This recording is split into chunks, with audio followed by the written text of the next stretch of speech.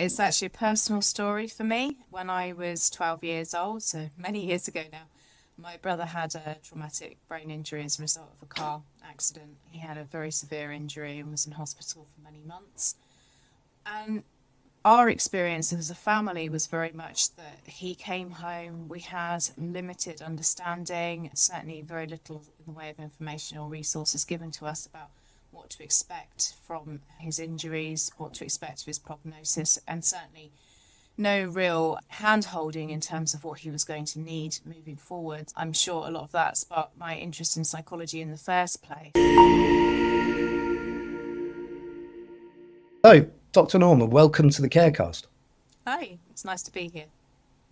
You've been an associate professor in psychology for many years with a research focus on brain injury.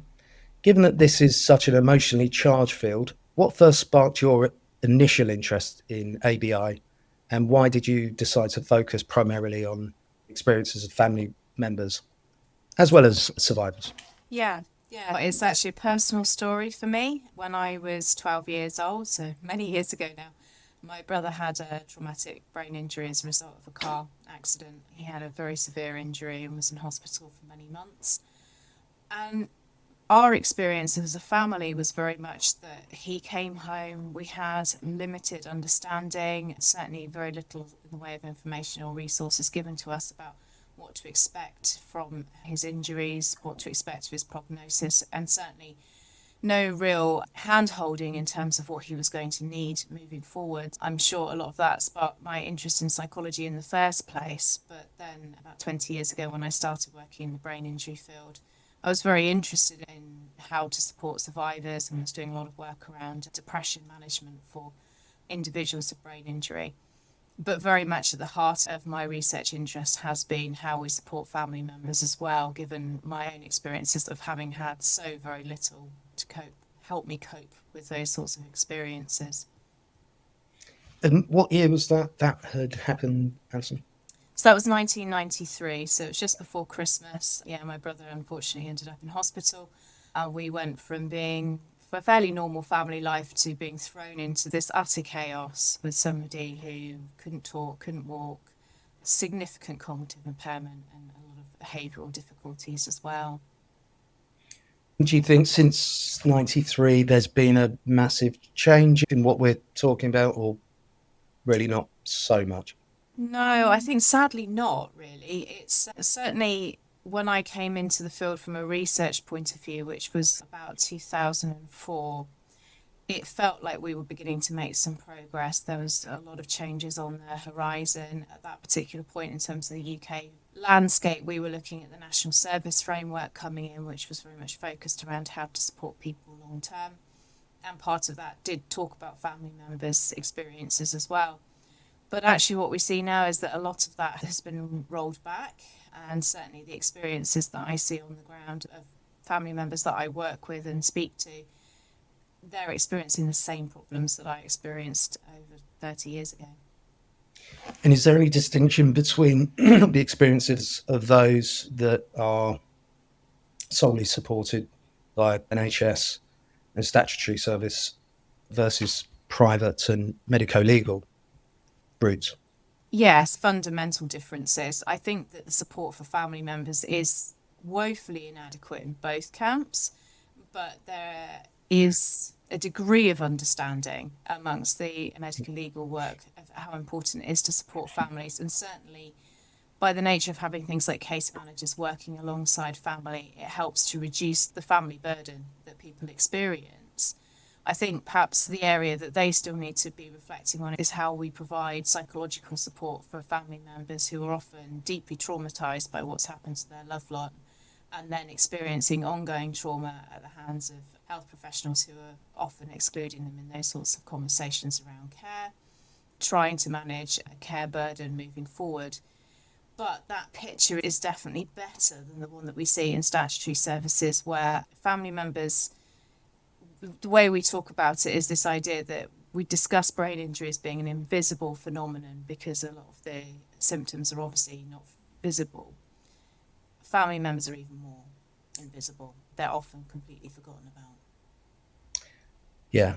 I know for certain that we at Psychology work with lots of family members.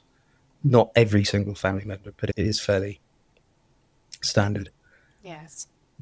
You're also the co-chair of Anchor Points. Tell us a bit about that and what does it stand for and what are its aims? In 2020, when everyone was in lockdown and obviously we had so much free time, quite a few of us, researchers and clinicians and people that have been through experiences as family members, came together to talk about the landscape on what we could do differently. I think one of the things that's been most frustrating for all of us that work in research is that we've produced lots of papers that have said that there's a need for support for family members, and yet this isn't actually transforming into any form of action.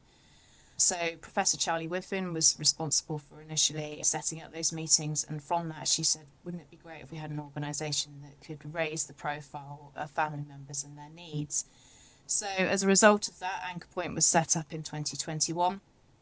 So in a nutshell, Anchor Point is almost like a lobbying group, really. So our role is to support families, but less through peer support and more towards things like providing education and information services for families, providing training for health and social care professionals around the needs of families, but also things like lobbying the government and local authorities to make changes that would better support family members moving forward. Do you see any local authorities taking action on that, standing out and taking the lead? Not so much with local authority, no. I mean, there are patches of support around the country where we see integrated care boards taking more of an active approach to supporting families. So one of the things that I've been involved with from a research point of view for a little while now is working with local headway groups who provide what's called a hospital liaison service or a hospital support service. So this is where one of the charity representatives will go into hospitals and work with individuals who are in hospital and make sure they're signposted on discharge to appropriate resources. Because of the nature of injuries, they quite often end up working with the family members initially before they start working with the patient.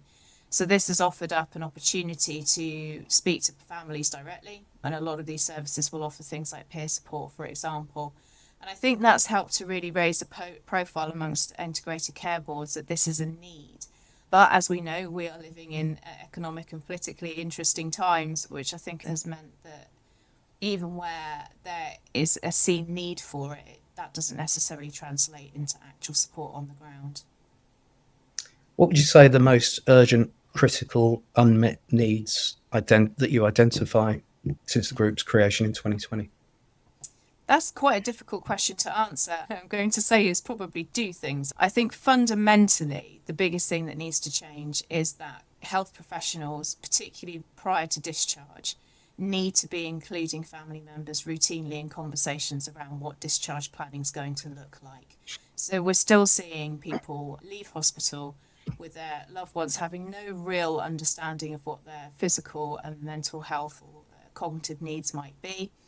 Certainly no understanding about how they're meant to meet those needs from a care perspective. And actually, a lot of that could be avoided by having families included within those conversations early on. And in some places that does happen, but unfortunately it doesn't happen in very many. So that's probably the top one, very closely followed, I'd say, by financial support for things like caring roles, because family members quite often are dealing with not so much a physical care side, but quite often emotional and behavioural care. They quite often get overlooked in terms of access to things like carer benefits, which is a big problem for families. Just to put this into numbers, how many people every year suffer a brain injury that would get to the point where it impacts on significantly on themselves and family members and finances? And Yes, that's quite a trickier question to answer in and of itself. So, I mean, the Headway UK statistics show that it's around about 335,000 a year roughly get admitted to hospital. Within that, you're going to have a huge variation in terms of the long-term prognosis. We would expect probably about half of those to have long-term difficulties that probably do require some kind of carer input, not necessarily full-time caring input.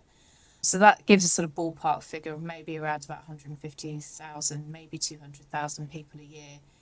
But I think the thing that's also important to note here is that even with things like mild traumatic injuries, what we see is that the caring responsibility is significantly higher than one might imagine. So these are individuals that will probably not really need to spend much time in hospital. If any, they will come home, but might be experiencing long periods of post-concussion syndrome, serious fatigue, memory problems, difficulties with attention, all of which need almost like a project management role on behalf of the family. Anchor Point uses the term ripples to Yes. define its mission. Can you tell us a bit that acronym and explain it? Yeah, so ripples comes from this idea that a brain injury doesn't just happen to the person who's had the brain injury, it happens to the whole network of people that sit beyond them. So the impact, the damage is something that happens to the person themselves, but then the ripple effect goes outwards across the whole of the family network. So that's where the analogy came from. We have framed our working groups around this ripples idea. So we have R is for research groups. So one of the key things that we do is look to provide support for research projects that are going on within the area of family research. So we help PhD students and young researchers coming into the field, as well as doing collaborative research ourselves. We have an information group, which is about providing information to families, resources for them after their loved ones have had a brain injury.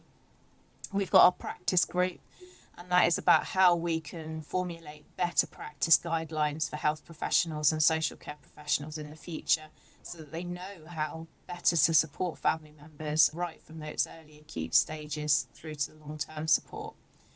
We have a policy group, and that's very much around the lobbying side. So how do we work with other organisations that are government focused to make sure that it's not just individuals with brain injury, but also families that are represented. We have a very active lives group, which is around the experience of being a family member. So we have lots of people in that group who are family members themselves. And they do a range of different projects around raising that voice, but also providing support and information for other individuals who are going through that experience. And then we've got our education group, which is around educating health and social care professionals. So we provide training. Some of it's online distance training. Some of it might actually be going to events and speaking to health and social care professionals around family difficulties. And then finally, we have our strategy group, which is the sort of overall management team, if you like, of Anchor Point that sets the goals each year, and we try to set different strategies depending on what we think is best needed. So Ripples is very close to our hearts now because it fundamentally says what we do. Very interesting. But what specific policy change is Anchor Point pushing for right now to ensure family needs are properly acknowledged and met by health and social care, would you say? Yeah, so I think the key thing that we've been focusing on at the moment is around the ABI strategy. So back in 2022, when the first government strategy was called, they were looking for evidence to feed into that documentation. And so the idea around the government strategy is looking for how people with brain injuries can be better supported across a range of different government sectors effectively. And one of the things we were really keen to do was to feed into that documentation for people, for family members, particularly around that aspect of the need for them to be involved in communication and care planning in those early stages. So there are lots of things that we had on our wish list that went into that strategy document, but that was the top one that we wanted to see, was that generally speaking, it's not always possible to include the family and it's not always appropriate to include the family, but where it is, that those conversations should be happening routinely across the board. When a loved one has a brain injury, and obviously you mentioned your brother when you were very young had a very significant one, what are the typical psychological and emotional reactions to family members and loved ones, and presumably as well friends? Yes, I think depression, low mood, anxiety are probably the leading ones. Anxiety is the most common. I think there's such a huge amount of turmoil that goes alongside having someone have a brain injury. It doesn't matter what the cause of the brain injury, they're usually relatively sudden or pretty extreme diagnoses to receive. They're quite often associated with some kind of traumatic event having happened as well. So you've got all of that trauma that's associated with that. lots of hospital visits, which can be incredibly anxiety provoking, particularly if someone has had a trauma. So anxiety is definitely a key one, but also low mood. As we've already touched on, the burden that's associated with caring, energy draining for family members. They're trying to come to terms with a person who isn't necessarily the one that went into hospital in the first place. So there's a range of personality changes, behavioural issues, emotional changes in their loved one. So they're trying to keep up with all of this whilst also keep all those family plates spinning, financial plates spinning, potentially trying to hold down a job. So we see a lot of depression in that particular group. Very sad. I presume some families break up and partnerships break up on the back of a brain injury as well. Yes, that's right. So we know that the divorce rate after brain injury is moderate to severe brain injury is about 50%. So certainly this is a group that it's likely there'll be some form of relationship breakdown. And it goes beyond partners, as you say, it affects the whole of the family network. So we have people telling us about what it's like to have parents who they no longer recognise to have a parental role in their lives, or not recognising children as being the same person as they were before. So yes, it has a knock-on effect in terms of relationships across the family network.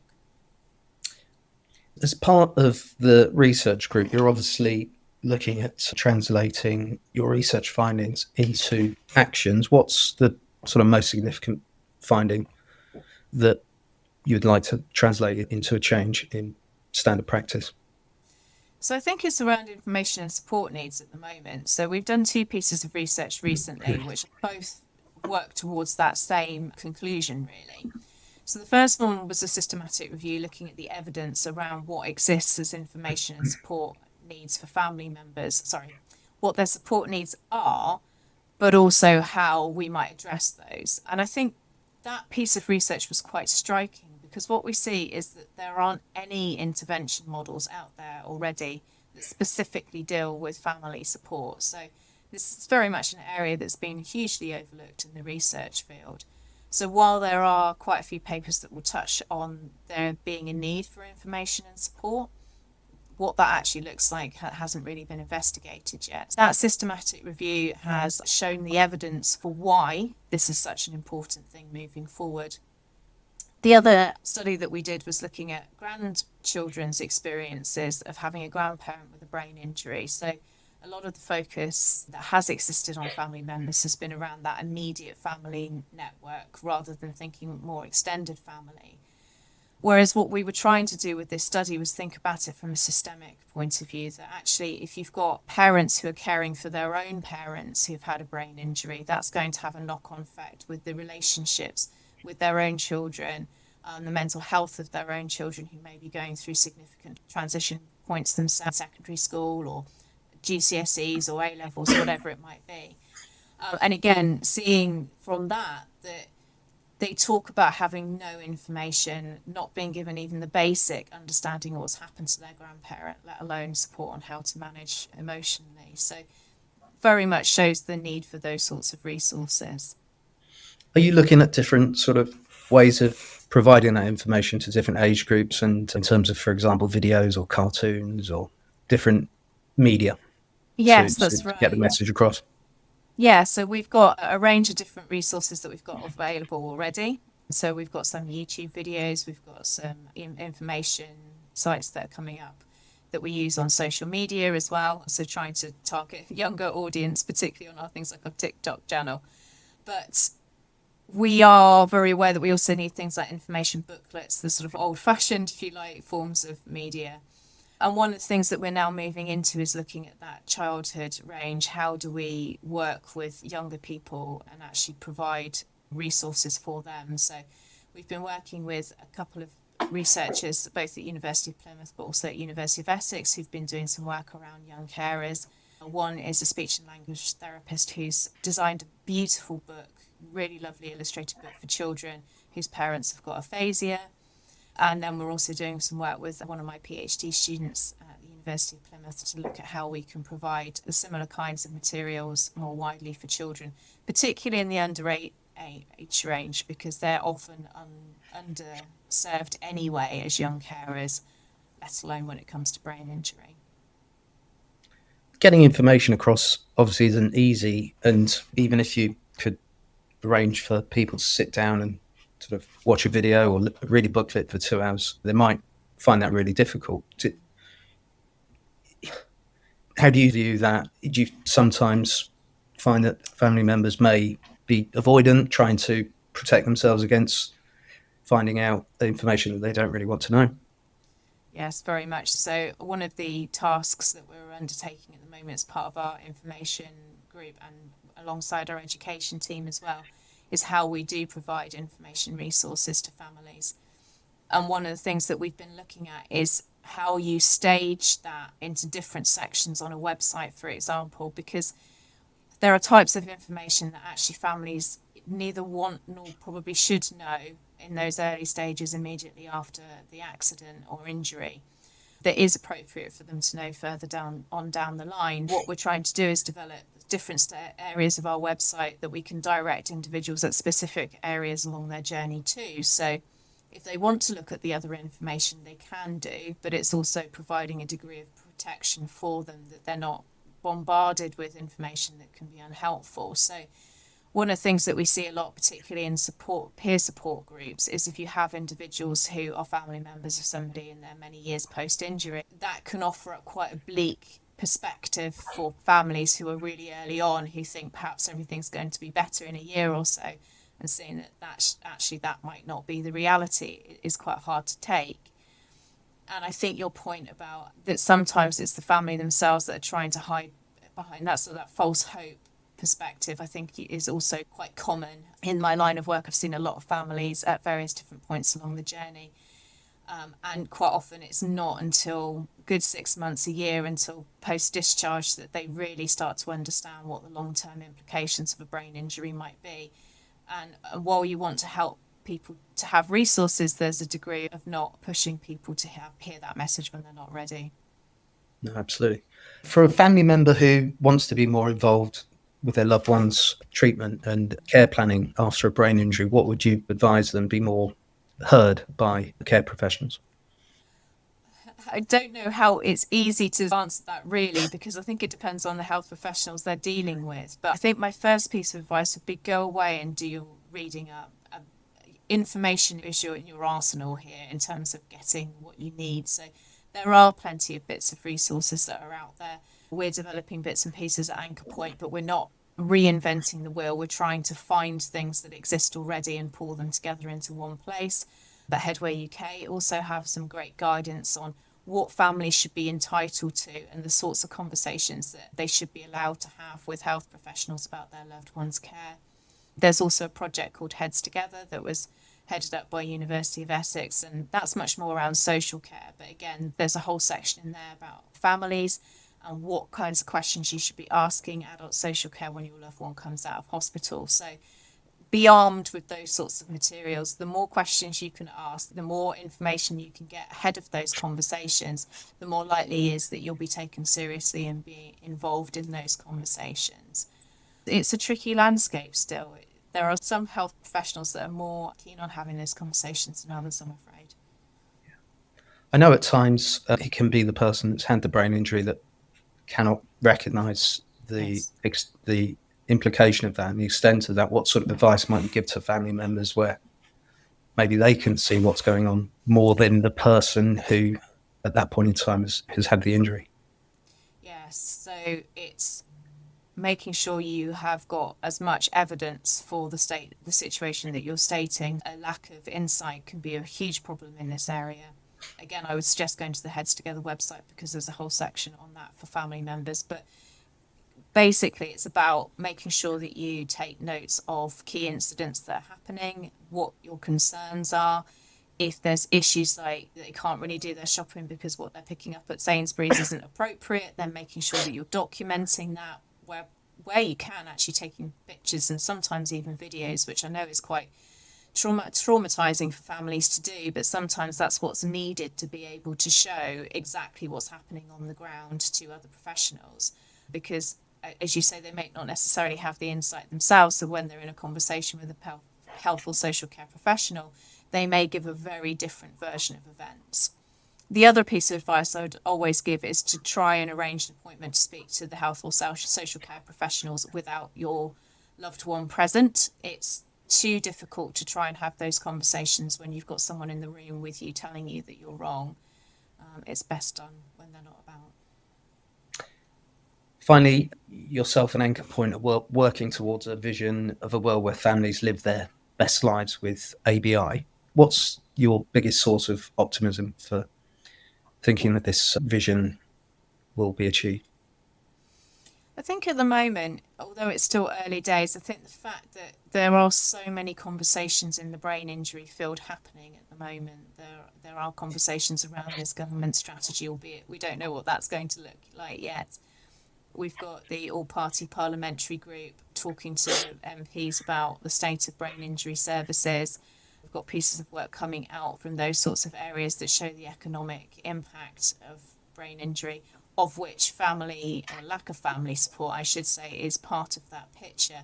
So it feels like there's a bit of a sea change, if you like, around those conversations that are being had. And our hope then at Anchor Point is that we can make sure that family are absolutely embedded in that it's not just the individuals that are considered when we're having these discussions. How can listeners get in touch with Anchor Point, Alyson?